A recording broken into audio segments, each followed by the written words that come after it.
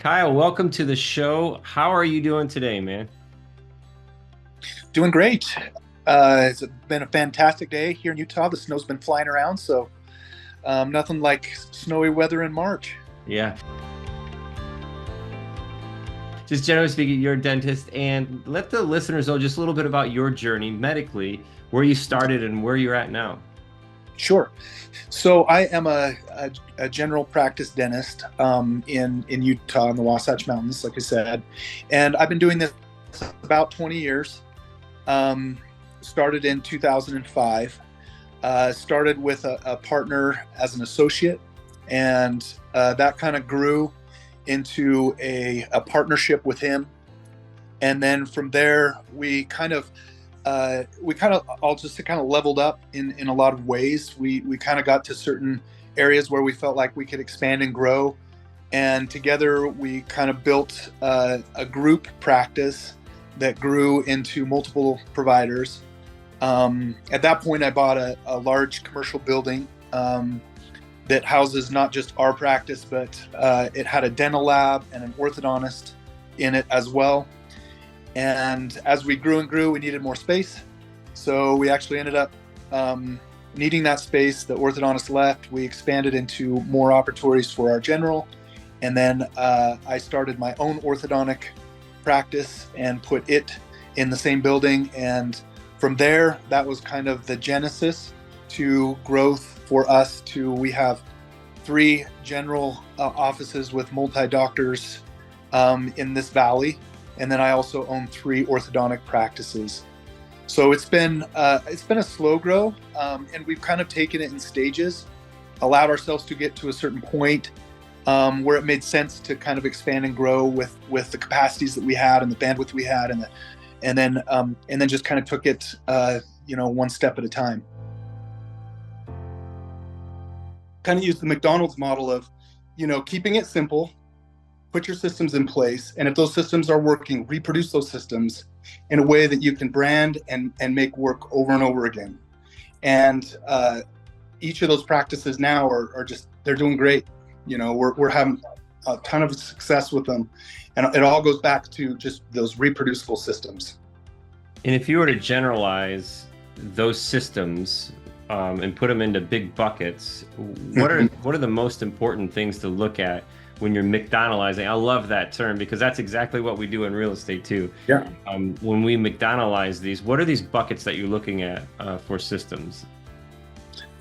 Yeah, that's a good question. So I think for us as providers in dentistry, in the medical field, there's kind of like 3 areas. There's your front desk, which is kind of like, your insurance and your bills and your payments and everything like that. Your schedules. And so that kind of is its own piece. And there's a lot of communication and language that happens up front that once you can get that to a place where you can reproduce that, then you can have an area where, patients feel very comfortable, but also that you have the ability to pay the bills and do all those things and just keep things rolling. You'd be surprised at how many providers get really behind the 8 ball because they can't collect. They can't, get paid. And then the second part is kind of us. That's the doctor model. So how do we get guys? In fact, we had an associate here today interviewing. He wants to come join us. Is how do you get people who are like-minded, who can recreate those systems that can have the same language and philosophies that you do, and provide the same level of care. And so a lot of it is finding the right people to put in those places, and then providing the services that match, whatever your, goals and objectives are. And then lastly, it's the marketing piece, and that marketing piece is, for us, the best marketing, and I think probably for you too, is word of mouth. Like, oh yeah, you do some, yeah, right. It's free. And it's the best marketing you have. And if you can take care of patients, they go through those systems, they go through your front desk, they're treated well, they're able to pay their bills efficiently, you're getting paid, but also they're getting the services that they want, and they're feeling like it's a good match, that everyone's happy, man, and they start referring friends. Boy, that's great. Kyle, why do you feel that real estate is a draw for you and your partners? The rental side or the ownership side? Ownership. Yeah. So the building that we're in here in Springville, that process of ownership happened for me quite some time ago, and it was a just a natural progression to what I was doing.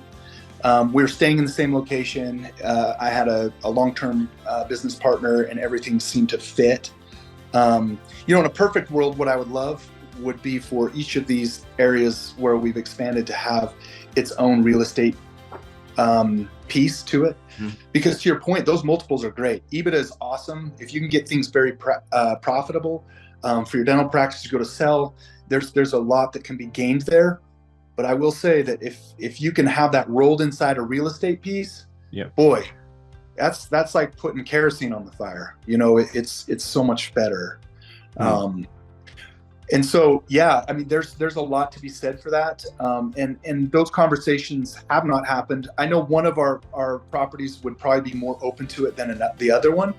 But certainly, as we grow and move into that would be a conversation worth having.